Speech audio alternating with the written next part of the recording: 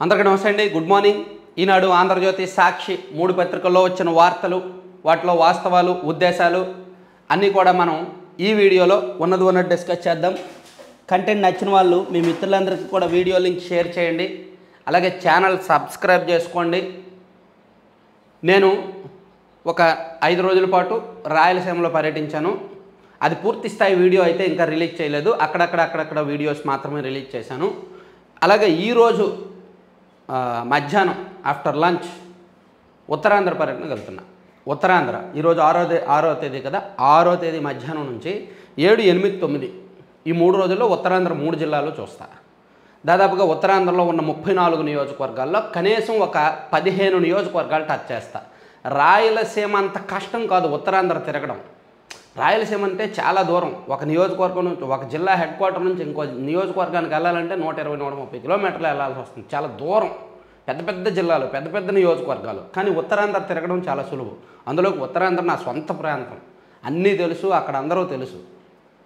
So Uttarandhra కూడా ఒక 3 రోజులు తిరిగి 10వ తేదీన పూర్తి స్థాయి వీడియోస్ చేస్తా, లైవ్ ఇస్తా. 10వ తేదీన లైవ్లోనే మాట్లాడుకున్నాం. గూగుల్ మ్యాప్లో నేను ఎక్కడెక్కడికి తిరిగాను, అక్కడ ఎవరెవరితో మాట్లాడాను, వాళ్ళ అభిప్రాయాలు ఎలా ఉన్నాయి, సో ఎలా ఏ అధికారం ఎవరు రాబోతున్నారు, ఎందుకు రాబోతున్నారు, కారణం ఏంటి, డీటెయిల్డ్గా ప్రజాస్పందన ఎలా ఉంది, ఇదంతా కూడా నేను 10వ తేదీన ఒక వీడియో చేస్తాను. లైవ్లోనే చెప్తా మొత్తం అన్ని విషయాలు లైవ్లో మాట్లాడుకుందాం. 10వ తేదీ నాకు 9వ తేదీ వరకు తిరగాలన్నమాట.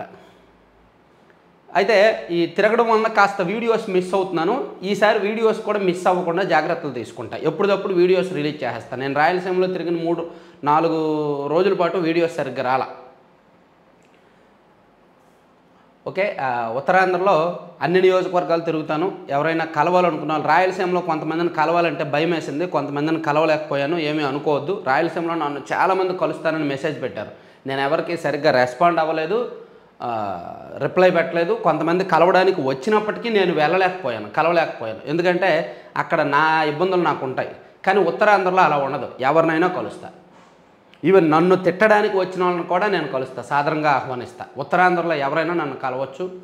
అయితే ఎప్పుడు ఏ నియోజకవర్గంలో ఉంటాను అనేది నాకే తెలియదు.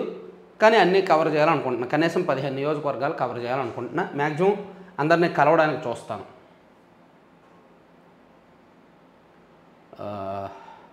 అలాగే ఈరోజు జిల్లాల వారీగా రివ్యూ చెప్పేస్తా. వెళ్ళే ముందు జిల్లాల వారీగా ఏ జిల్లాలో ఎలా ఉంది ముందుగానే చెప్తా. అంటే ఫేజ్ 1 పరిస్థితి ఎలా ఉందనేది చెప్పి రేపటి నుంచి 10వ తేదీన ఫుల్ వీడియో చేస్తాను.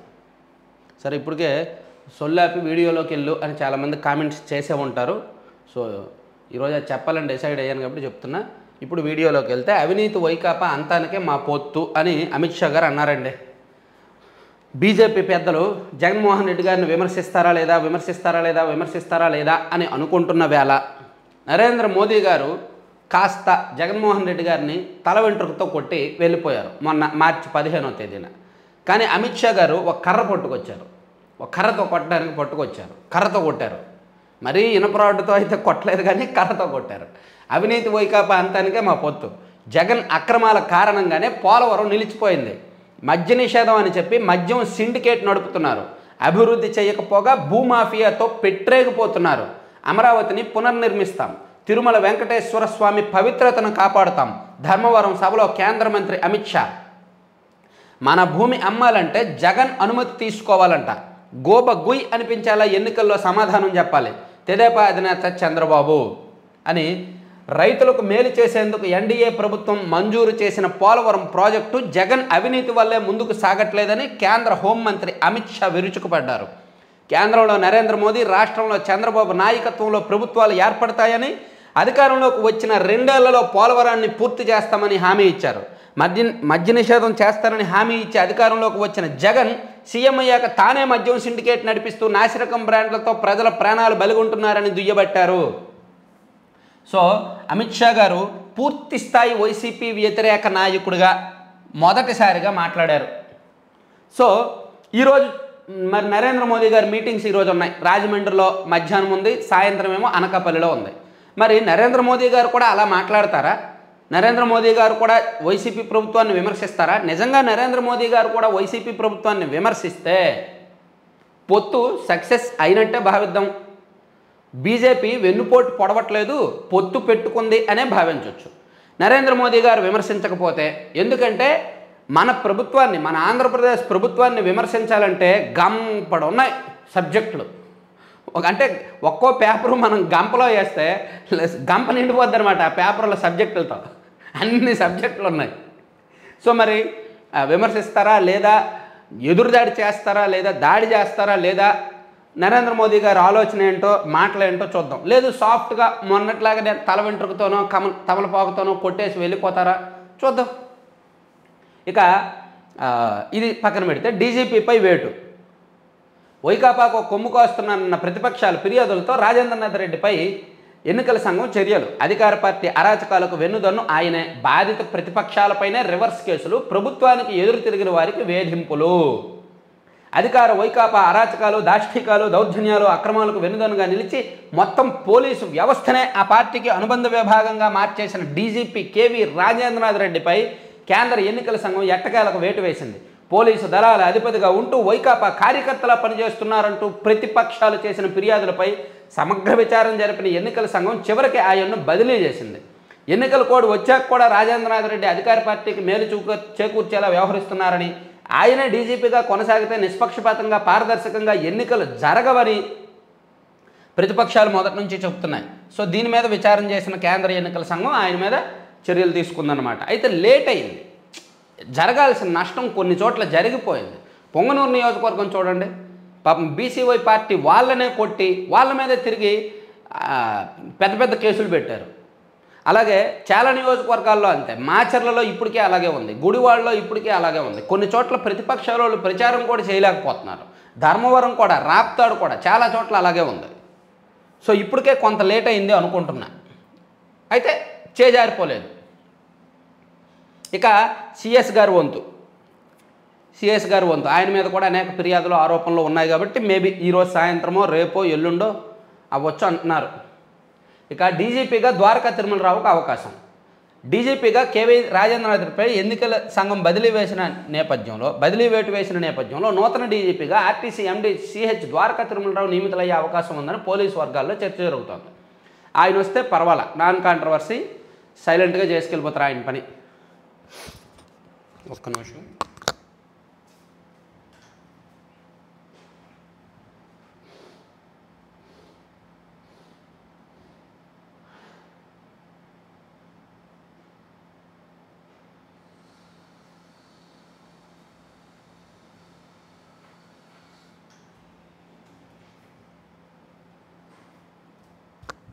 ఇక పురంధేశ్వర్ గారి ఇంటర్వ్యూ ఈనాడులో ఇచ్చారండి. ఇక దుష్టపాలనకు ముగింపే. అభివృద్ధి అంటే అర్థం తెలియని జగన్. ప్రజావేదిక కూల్చివేతతోనే విధ్వంసానికి శ్రీకారం. రాష్ట్రాభివృద్ధికి కేంద్రం కట్టుబడి ఉంది. మా 3 పార్టీల మూల సిద్ధాంతం ప్రజాసేవనే అని ఈనాడుతో ముఖాముఖిలో పురంధేశ్వర్ గారు చెప్పారనమాట. ఇదొకటి రాశారు. 2వ పేజీలో ఫుల్ ఇంటర్వ్యూ చేశారంట. సో నెక్స్ట్ పేజీలకు వెళ్దాం. చాలా పేజీలు ఉన్నాయి. 5 ఏళ్ల విద్వేషం, విధ్వంసం అని అరాచకం. ఎన్ని అరాచకాలు? 10 అరాచకాలు రాశారంటే. కనబడిన చోటల్లా కబ్జాలు, కాదంటే దందాలు. ఇది జగన్ మోక నైజం. ఆ ఫోటో చూసారా? ఆ గోళ్ళు వేళ్ళు చూసారా? రాక్షసుడి ఫోటో ఎలా వేశారు అలా వేశారు. కానీ గత 3 నెలల నుంచి ఈనాడులో ఈ ఫోటోలు, జగన్మోహన్ రెడ్డి గారి ఫోటోలు వెరైటీగా వేస్తున్నారు. ఈ ఫోటోలన్నీ నేను సేవ్ చేయట్లేదు, కానీ సేవ్ చేసుకుంటే అసలు అమ్మో, అవన్నీ పక్కన పెట్టి చూస్తే ఎన్ని వికృత రూపాలో ఈనాడులో వేస్తున్నారు. ఒక్క అవకాశమని వచ్చి అంతా అతలాకుతలం చేసి, అభివృద్ధికి సమాధి కట్టి, ప్రజాస్వామ్యాన్ని బజారు పాలు చేసి, ప్రత్యర్థులను జైలు పాలు చేసి, దాడులు, దందాలు, దౌర్జన్యాలే అజెండాగా జగన్ సాగించింది కని విని ఎరుగని ధ్వంసరచన. పైకి సంక్షేమ వేషం, 5 ఏళ్లలో చిమ్మిందంతా విద్వేషం. చూసారా ఒక్కో విధ్వంసం. ఇది ఎన్ని అరాచకాలు చేశారు అనేది ప్రజెంటేషన్ బాగుంది. ఆ ప్రజెంటేషను ఒక్కొక్కటి ఏంటి అరాచకం. 1 తొలి అడుగు ప్రజావేదిక కూల్చివేతతో జరిగిందనమాట. ఇది అరాచకం 1. 450 కోట్లతో ఏడు కోట్ల ప్రజాధనంతో నిర్మించిన ప్రజావేదికను నేలమట్టం చేశారు. జనసేన అధినేత పవన్ కళ్యాణ్ సభకు స్థలం ఇచ్చారనే కక్షతో ఇప్పటం అనే చిన్న గ్రామంలో రోడ్ల విస్తరణ పేరిట పేదల ఇళ్లను కూల్చారు. విశాఖలో పచ్చటి ఋషికొండను ధ్వంసం చేసి తాను నివసించేందుకు ఏకంగా 450 కోట్లతో ప్యాలెస్ నిర్మించుకున్నారన్నమాట. అది అరాచకం 1. అరాచకం 2, అమరావతిపై కక్ష సాధింపు. రాష్ట్ర విభజన తర్వాత రాజధాని లేకుండా తయారైన ఏపీ కోసం 29,000 మంది రైతులు తమ 33,000 ఎకరాల భూములు ఇచ్చి అమరావతి నిర్మాణానికి బాటలు వేస్తే అధికారంలోకి వచ్చిన 6 నెలల్లోనే జగన్ దాన్ని నాశనం చేశారు. అది అరాచకం 2. అరాచకం 3, పరిశ్రమల పరారు. అరాచకం 4, దాడుల్లో పరాకాష్ట. జగన్ సీఎం అయినప్పటి నుంచి ప్రతిపక్ష నేతల కార్యాలయాలపై దాడులు, ఆస్తులను ధ్వంసం చేసే సంస్కృతికి తెరలేపారు. అది అరాచకం 4 అంట. వైకాపా నేతలు కన్ను పడితే కబ్జానే. సో వైసీపీ కబ్జాలు అరాచకం 5 అంట. ఇక అరాచకం 6, దళితులపై దాడులు, అర్చకులపై దౌర్జన్యాలు. అరాచకం 7, సామంత రాజ్యాల్లో దారుణాలు. రాష్ట్రాన్ని హిట్లర్లా పాలించిన జగన్ పలు ప్రాంతాలకు సామంతరాజుల నాయకులను తయారు చేసి వారికి పూర్తి స్థాయిలో పెత్తనం ఇచ్చారు. పొంగనూరును మంత్రి పెద్దిరెడ్డి రామచంద్రారెడ్డికి, చంద్రగిరిని చెవిరెడ్డి భాస్కర్ రెడ్డికి, తిరుపతిని భూమన కరుణాకర్ రెడ్డికి,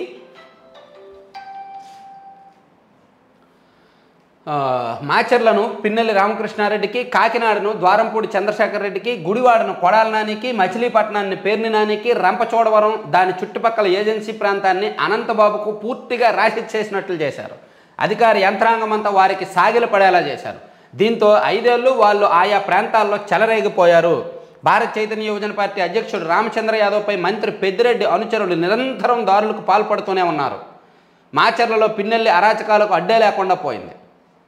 నిజంగా భారత చైతన్య యువజన పార్టీ అధ్యక్షుడు రామచంద్ర యాదవ్ మీద మంత్రి పెద్దిరెడ్డి గారు అనుచరులు మామూలుగా లేరండి. ఆయన బయటకు వస్తే కొడుతున్నారు పాపం.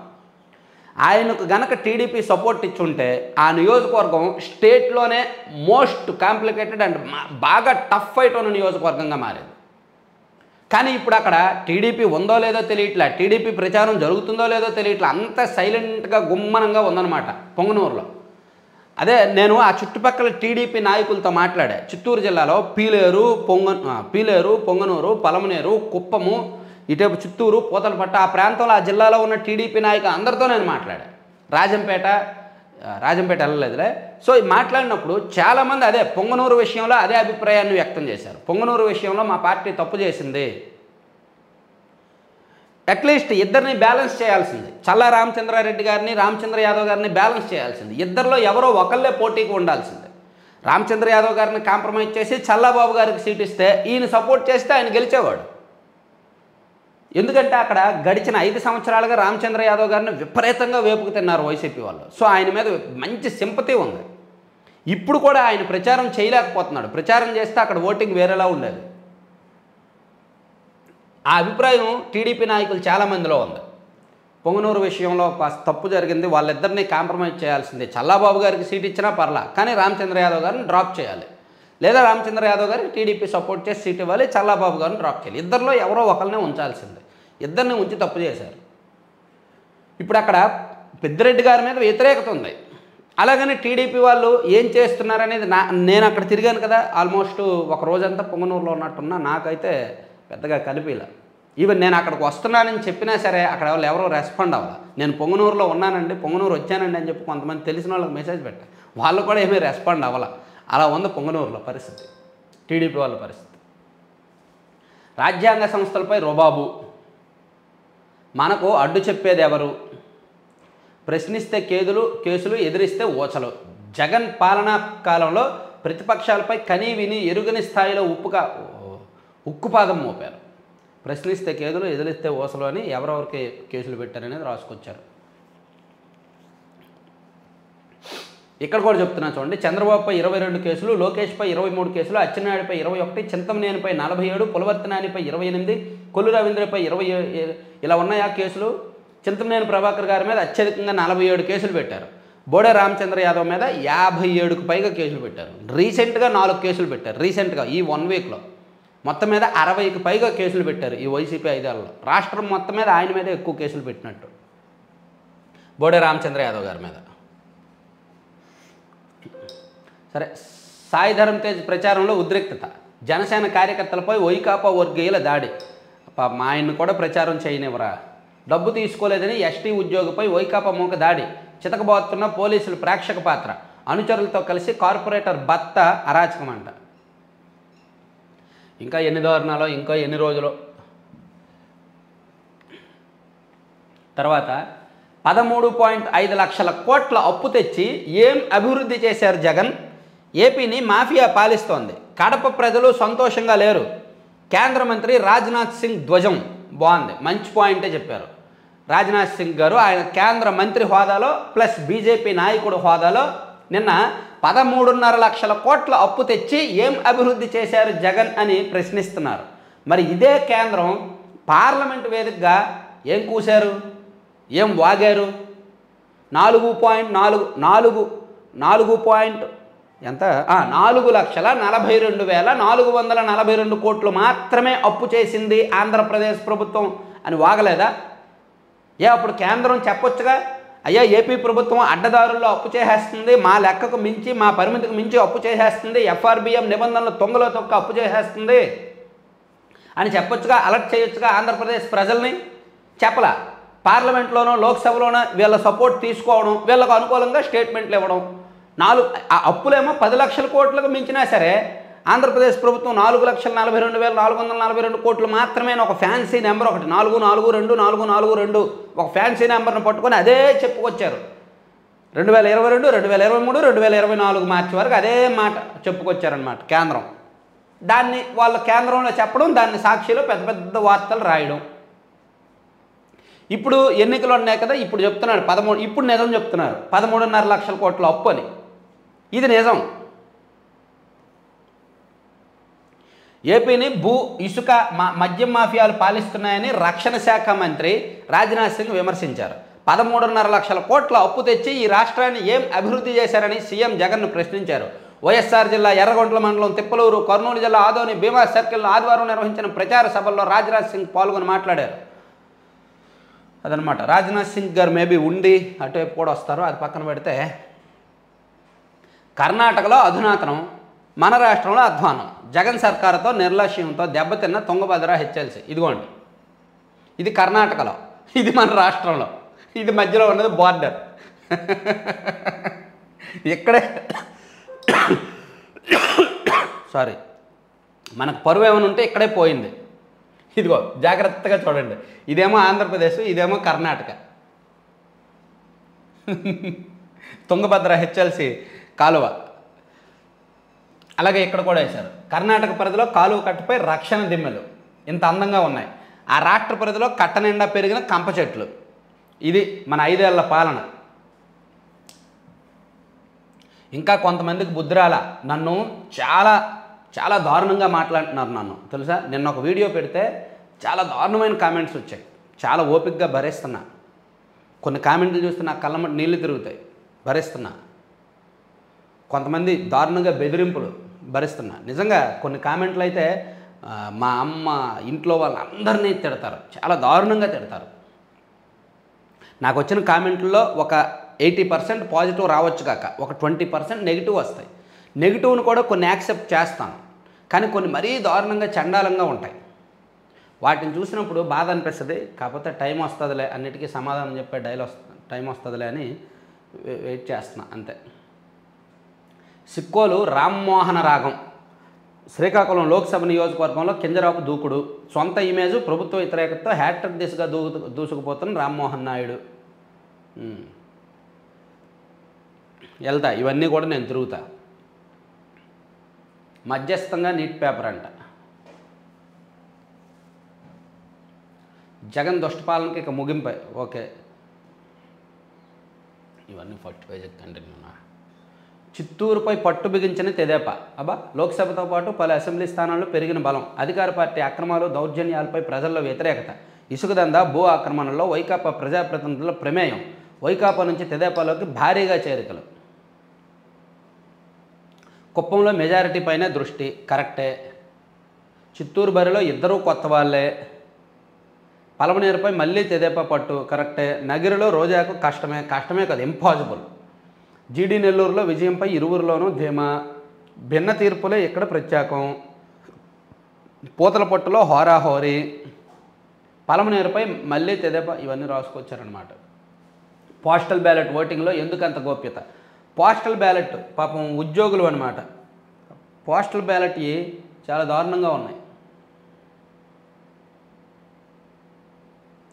పోస్టల్ బ్యాలెట్లు అంటే ఉద్యోగులు వేసే ఓట్లు. కొంతమంది ఉద్యోగులకు ఎక్కడ ఓటు ఉందో తెలియట్లేదంట. వాళ్ళు ఓటు వేయడానికి వెళ్తుంటే నీ ఓటు ఎక్కడ లేదో అక్కడని చెప్తున్నారంట.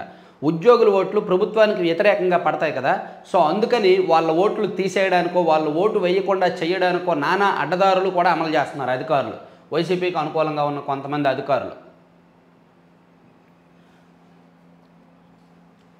దౌర్జన్యకాండపై సామాన్యుల దండయాత్ర, పెద్దిరెడ్డిని వెంటాడుతున్న 5 ఏళ్ల పాపాలు, వైకాపా శ్రేణుల అరాచకాలపై ప్రజల్లో ఆందోళన, గెలుపునకు చెమటోడ్చాల్సిన పరిస్థితిలో మంత్రి ఢీ అంటున్న తెదేపా అభ్యర్థి చల్లా రామచంద్రారెడ్డి, ప్రచారంలో తగ్గని బీసీవై పార్టీ అభ్యర్థి రామచంద్ర యాదవ్, ఉత్కంఠ రేపుతున్న పొంగనూరు పోరు. లేదు, అక్కడ రామచంద్ర యాదవ్ గారి ప్రచారం లేదు. రామచంద్ర యాదవ్ గారి ప్రచారం జరగట్లేదు. ఆయన్ను అడ్డుకున్నారు. ఆయన్ను కేసులు పెట్టి ఆయన బయట కనిపిస్తే అరెస్ట్ చేస్తామని చెప్పి పంపించారు.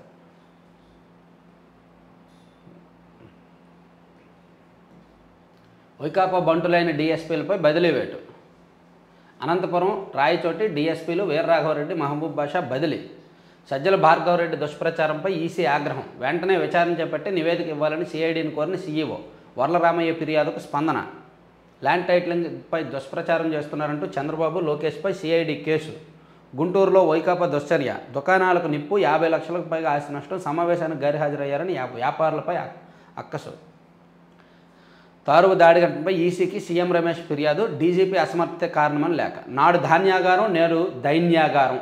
ఏం రాస్తున్నారండి. సో ఇవన్నీ ఈనాడు వార్తలు.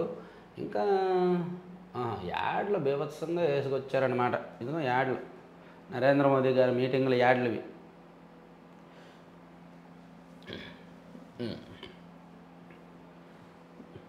మాయం నారా మేనిఫెస్టో, రారా టీవీ వీడియో, మాయగాళ్ళు, ల్యాండ్ టైటిలింగ్ చట్టం అద్భుతమంటూ ఈటీవీలో స్టోరీ, 4 నెలల కిందట అన్నదాత కార్యక్రమంలో ప్రసారం. ఈ చట్టం వస్తే రైతుల భూములకు భద్రత ఉంటుందంటూ ప్రశంస. ఇప్పుడేమో ఎన్నికల ముందు బాబు కోసం అడ్డగోలు దుష్ప్రచారం. ఈ చట్టం వస్తే మీ భూములు మీవి కావు అంటూ భయపెట్టే రాతలు. ఈ నేపథ్యంలో సోషల్ మీడియాలో అన్నదాత వీడియో వైరల్. ఈటీవీలోనే 4 నెలల కిందట ప్రసారం చేశారని తెలిసి జనం విస్మయం. కథ అడ్డం తిరిగిందని తెలిసి క్షణాల్లో వీడియోను మాయం చేసిన రామోజీ. ఆ లింక్ను క్లిక్ చేసిన వారికి దిస్ ఈజ్ ప్రైవేట్ వీడియో అనే మెసేజ్ ప్రత్యక్షం. చంద్రబాబు సైతం ఎన్నికల్లో గెలవడానికి 2014లో 100 కొద్ది హామీలు, గెలిచాక టీడీపీ వెబ్సైట్లోంచి ఏకంగా మేనిఫెస్టోనే మాయం చేసేశారు. ఏమంటే వెబ్సైట్లో మేనిఫెస్టో మాయం చేస్తే ఉండదా చెప్పండి? డౌన్లోడ్ చేసే జనం దగ్గర ఉండదా?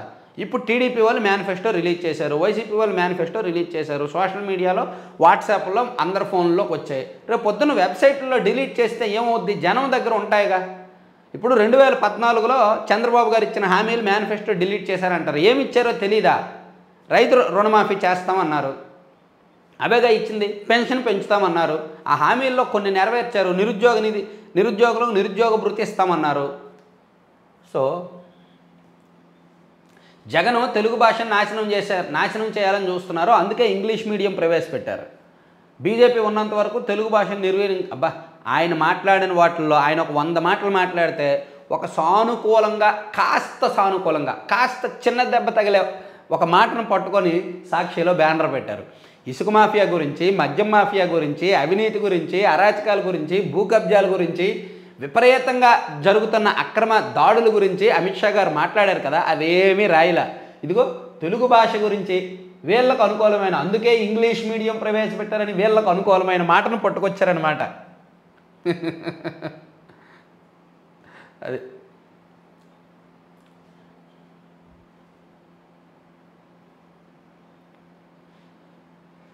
A1 చంద్రబాబు, A2 లోకేష్ దుష్ప్రచార కుట్రతో చంద్రబాబే ఎఫ్ఐఆర్ నమోదు చేసిన సిఐడి. వాళ్ళ తానా అంటే వీళ్ళ తందానా. ఇమీడియట్ మేనిఫెస్టో మోసగాడు. ఇవిగో పెట్టుబడులు, సింహపూర్ సస్యశం, గుండె ఘోష విన్నారు. బందిపోటు మరణాల నియంత్రణకు సీఎం జగన్ ప్రభుత్వం సమర్థవంతంగా. గుండెపోట ఏమో నాకు ఈ సాక్షిలో అది చదువుతున్నప్పుడు కళ్ళు సరిగ్గా పనిచేయవన్నమాట. గుండె ఘోష విన్నారు. గుండెపోటు మరణాల నియంత్రణకు సీఎం జగన్ ప్రభుత్వం సమర్థవంతంగా అడుగులంట. గోల్డెన్ అవర్లో నాకు ఈ భజన వార్తలు చదివినప్పుడు కళ్ళు మైండ్ పనిచేయి వదిలేస్తాను నేను. నీట్ యూజీ ప్రశాంతం. ఎంబీబీఎస్, బీడీఎస్, ఇతర వైద్య విద్య యూజీ కోర్సుల్లో ప్రవేశానికి దేశవ్యాప్తంగా ఆదివారం జరిగిన నీట్ యూజీ ప్రశాంతంగా ముగిసింది. మంచిదే.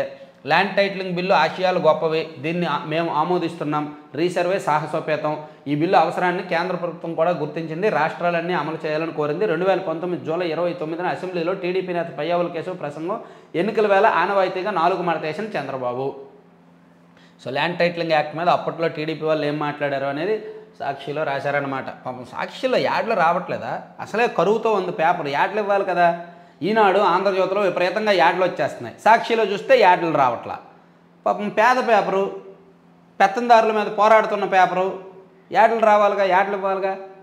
ఆంధ్రజ్యోతి వాళ్ళేమో ఒక అభ్యర్థి, టీడీపీ అభ్యర్థి కనీసం 10 లక్షల ప్యాకేజీ ఇస్తేనే వాళ్ళ యాడ్లు, వాళ్ళ వార్తలు. ఆంధ్రజ్యోతి మరీ బరితెగించింది. ఎన్నికల్లో నేను అభ్యర్థులతో మాట్లాడుతున్నప్పుడు చెప్తున్నారు వాళ్ళు, టీడీపీ అభ్యర్థులు 10 లక్షల ప్యాకేజీ ఇస్తేనే వాళ్ళ వార్తలైనా యాడ్లైనా, ప్యాకేజీ ఇవ్వకపోతే వాళ్ళ వార్తలు కూడా రాయొద్దు, వాళ్ళ వార్తలు ఆపేయండి, వాళ్ళు ప్యాకేజీ ఇవ్వలేదు అంటున్నారంట. దరిద్రగొట్టు జర్నలిజం. నేను నా మాట కట్టుబడి ఉన్నా. దరిద్రగొట్టు జర్నలిజం. జిల్లా పేపర్లు చూడండి. ఆంధ్రజ్యోతిలో ఏ అభ్యర్థులు అయితే వార్తలు హైలైట్గా వస్తున్నాయో, ఏ అభ్యర్థులు యాడ్లు వస్తున్నాయో వాళ్ళు ప్యాకేజీ ఇచ్చినట్టు. కొంతమంది అభ్యర్థులు అస్సలు వార్తలు కనిపించవు, చిన్న చిన్నవి ఏవో రాస్తే రాస్తారు, హైలైట్ చేయరు, అసలు వాళ్ళు ప్యాకేజీ ఇవ్వనట్టు. అది ఆంధ్రజ్యోతి బిజినెస్. సందట్లో సడేమి అలాగే ఇలా బిజినెస్ వీళ్ళకి జరిగిపోతుంది. టీడీపీకి అనుకూలంగా వార్తలు రాయడం, వాళ్ళ దగ్గర ప్యాకేజీలు తీసుకోవడం, ప్యాకేజీ ఇవ్వకపోతే నొక్కి పెట్టేయడం. సరే, అది పక్కన పెట్టేస్తే డీజీపీ అవుటు, వైసీపీతో అంటకాగిన రాజేంద్రనాథ్ రెడ్డి బదిలీ, తక్షణమే కార్యాలయం విడిచి వెళ్లాలని ఈసీ ఆదేశం, ఎన్నికల విధులు అప్పగించరాదని ప్రభుత్వానికి సూచన, నేడు 11 గంటల్లోగా 3 పేర్లు పంపాలని సీఎస్కు ఆదేశం అని చెప్పి ఇట్లా ఇచ్చారనమాట. ఇది పక్కన పెడితే జగన్ అవినీతి వల్లే పోలవరం జాప్యము, రాష్ట్రంలో గోండాగిరి, అరాచకము, మద్యం సిండికేటు, షాధ్వజము, అభివృద్ధికి పునాదులు వేసిన బాబు, వాటిని ధ్వంసం చేసిన జగన్, ఏపీ అభివృద్ధికి బాబు మోదీ భరోసా, 2 ఏళ్లలో పోలవరం పూర్తి చేస్తాం, అమరావతికి పునర్నిర్మాణం చేపడతామని చెప్పి కేంద్ర మంత్రి అమిత్ షా గారు చెప్పిన మాటలు కూడా హైలైట్ చేశారు. తర్వాత జగన్ సిద్ధం చేసిన వివాదాల ఉరితాడు ఎవరి మేడకైనా చుట్టుకుంటుంది. యాక్టులో ప్రత్యేకంగా డిస్ప్యూట్ రిజిస్ట్రార్, అప్పీలేట్ అధికారి దయపైనే మీ భూమి హక్కు, ఆ పోస్టులో రిటైర్డ్ ఐఏఎస్కు పునరావాసం, వాళ్ళు పాలక పెద్దల చేతిలో పావులే, ఆర్ఓఆర్లో అభ్యంతరాలకు 15 రోజుల గడువు, యాక్ట్లో 2 ఏళ్ల పాటు వివాదం లేవనెత్తవచ్చు, వ్యక్తిగత విభేదాలున్న వివాదం రాజేయవచ్చు, బయట పడాలంటే ఇకపై ఆ రైతుకు నరకమే. సో ల్యాండ్ టైటిలింగ్ యాక్ట్లో కొన్ని రిజిస్టర్లు, కొన్ని సెక్షన్లు మరీ సాధారణ రైతులకు భూ హక్కులు కూడా లేకుండా చేస్తుందని ఇక్కడ రాశారు. భూమి రైతుదే, దానికి శాశ్వత హక్కు దక్కాలంటే అది ఆయనదే అని నిరూపించుకోవాలి. టైటిల్ చట్టంలోని ల్యాండ్ టైటిల్ అపీలేట్ అధికారి ముందుకు రైతే వెళ్ళి తన భూమిపై ఎవరో వివాదం చేశారని దాన్ని పరిష్కరించాలని అపీల్ దాఖలు చేయాలి. ఆ కాపీని తిరిగి టైటిల్ రిజిస్ట్రేషన్ అధికారికి 1 వారం రోజుల్లోగా సమర్పించి రికార్డు చేయించుకోవాలి. ఇకపై ఆ సమస్యను అపీలేట్ అధికారి ఎప్పుడు పరిష్కరిస్తారనేది దైవాధీనం. ఎందుకంటే ఫలానా గడువులోగా ఆ సమస్యను పరిష్కరించాలని చట్టం నిర్దేశించలేదు. కాబట్టి ఎప్పుడైనా ఎంతకాలమైనా సమయం పట్టవచ్చు. ఇప్పుడున్న చట్టం అలా కాదు. 15 రోజుల్లో ఎటువంటి అభ్యంతరాలు రాకపోతే ఆ భూమిపై శాశ్వత హక్కు రైతుకు దఖలుపడుతుంది. ఇందువల్ల టైటిల్ యాక్ట్పై రాష్ట్రమంతా గొగ్గోలు రేగుతుంది అని రాసుకొచ్చారు. నిండు గర్భిణిని కింద పడేసి కాలితో తన్ని, వైసీపీ నాయకుల రౌడీజం, వీధి దీపాలు వెలగడం లేదన్నందుకు దారుణం, తొలుత భర్తను పిలిచి దాడి, అడ్డుకోబోయిన గర్భిణిపై తంబళ్లపల్లిలో దాష్టీకం, పెద్దిరెడ్డి సోదరుడి భార్య ముందే దురాకతం, తర్వాత 20 వాహనాల్లో మళ్ళీ రాక అడ్డుకున్న పోలీసులు. ఎంత దారుణం అండి. ఆలోచించాలి, రాష్ట్ర ప్రజలు ఆలోచించాలి. మమ్మల్నే ప్రశ్నిస్తారా? జనంపై వైసీపీ మూతకుల దాష్టీకం, దళిత ఉద్యోగి పోలీసులపైన దాడుల పరం, సాయిధరం తేజ్పై దాడి, డ్రింక్ బాటిల్ విసిరిన వైసీపీ మోకలు, త్రుటిలో తప్పించుకున్న తేజ్, పక్కనే ఉన్న యువకుడికి తీవ్ర గాయాలు, అంతకుముందే వైసీపీ కవ్వింపు చర్యలు, కాకినాడ జిల్లా రోడ్ షోలో తీవ్ర ఉద్రిక్తత. పాపం ఆయన ఏదో సినిమాలో ఉంటాడు, గ్లామర్ ప్రపంచంలో ఉన్నాడు, తన మామయ్య కోసం ప్రచారం చేయడానికి వచ్చాడు, ఆయన్ని కూడా పట్టుకొని కొట్టడానికి చూస్తున్నారంటే ఎంత చీప్ పాలిటిక్స్ చూస్తున్నారో చూడండి వైసీపీ వాళ్ళు. ఇది టెర్రరిస్టు ప్రభుత్వం, హెలిప్యాడ్ ధ్వంసం ఉగ్రచర్య, పవన్ వాటమి భయంతోనే వైసీపీ దాడులు, పేరుకే జగన్ క్లాస్ వార్, చేసిందంతా గుత్తాధిపత్యమే. ల్యాండ్ గ్రాబింగ్ యాక్ట్తో గాలిలో దీపంలో ప్రజల భూములు, ప్రభుత్వ ఆస్తులను తాకట్టు పెట్టిన వ్యక్తి మన భూముల జోలికి రాడంటే నమ్మాలా? మన ప్రభుత్వం రాగానే ఆ చట్టం రద్దు. పొన్నూరు తుని సభల్లో పవన్ స్పష్టీకరణ. పవన్ కళ్యాణ్ గారి మీటింగు. మా మామ అంబటి నీచుడు నికృష్టుడు, ఆయనకు ఓటేయకండి, విలువలు లేని మనిషి, నిస్సిగ్గుగా పెద్ద గొంతేసుకొని ఏ అబద్ధాన్నైనా నిజం చేయొచ్చు అనుకుంటాడు. ఆయనకు ఓటేస్తే లేకి వాళ్ళు గౌరవంగా బతకొచ్చనే భరోసా ఇచ్చినట్టే. బా, చాలా పెద్ద పెద్ద మాటలు మాట్లాడారు ఆయన. ఆ వీడియో బాగా వైరల్ అయింది, అది కూడా చూశాను. అంబటి రాంబాబు గారు అల్లుడు, ముద్రగడ పద్మనాభం గారు కుమార్తె, బూడిముత్యాల నాయుడు గారి కుమారుడు, వీళ్ళందరూ కూడా వాళ్ళ సొంత మనుషుల మీద రివర్స్ అవుతున్నారంటే జనం కూడా ఆలోచించాల్సిన అవసరం ఉంది.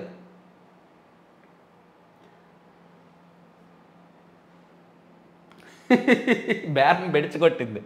పులివెందుల్లో పోస్టల్ బ్యాలెట్ ఓటుకి 2000 చొప్పున పంపకం, మరో 116 కలిపి తిరిగి ఇచ్చేసిన ఉద్యోగులు. కసితో ఓటేసాం, మేమేంటో ప్రభుత్వానికి చెప్పే టైం వచ్చింది. పలు చోట్ల ప్రభుత్వ ఉద్యోగుల మాట ఇది.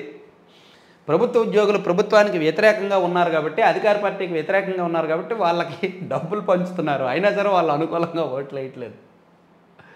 సీఈఓ కార్యాలయ ఉద్యోగులకే ఓట్లు లేవు. ఫారం 12 ఇచ్చినా మంజూరు కానీ పోస్టల్ బ్యాలెట్. చేతులు ఎత్తేసిన గుంటూరు జిల్లా ఎన్నికల అధికారులు. 300 మందికి పైగా ఉద్యోగుల్లో ఆందోళన. రెండో రోజు అదే అయోమయం, గందరగోళం. ఓటింగ్కు భారీగా తరలి వస్తున్న ఉద్యోగులు. మొదటిసారిగా ఉద్యోగుల్లో చైతన్యం వచ్చింది. భారీగా వాళ్ళు ఓట్లు వేయాలి అనుకుంటున్నారు. అధికార పార్టీకి వ్యతిరేకంగా ఓటు వేసి వాళ్ళ పవర్ చూపించాలనుకుంటున్నారు. అందుకని వాళ్ళకు ఓట్లు లేకుండా చేశారనమాట. వాళ్ళు ఓట్లు ఎక్కడున్నారో కూడా తెలియకుండా చేశారు. సో ఇది 3 పత్రికల్లో ఉన్న వార్తలు, వాటిలో వాస్తవాలు, ఉద్దేశాలు అన్నీ కూడా చెప్పాను. సో ఇంకా కీలకమైన అంశాలతో మళ్ళీ కలుద్దాం. Thank you very much.